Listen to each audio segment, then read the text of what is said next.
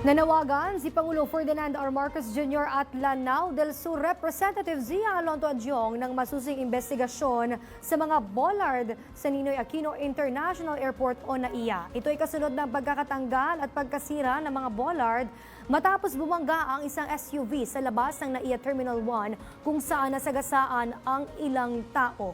Bunsod nito, 2 individual ang nasawi sa insidente. The swift action of the OTR, yung sa yung traffic enforcement, issue traffic enforcement, yung accountability ng mga drivers, yung pag-review ng licensing policies natin as directed by Malacanang, I think that's something that we can start off. Dahil talagang kailangan talaga magkaroon ng masusing pag-assess at pag-review doon sa licensing issue natin, no? Pinaiimbestigahan na po paano po ang naging procurement pati yung specifications. Yun po ay sa pag-uutos po ng Pangulo at ito po itutugunan kaagad-agad ni Secretary Vince Dizon.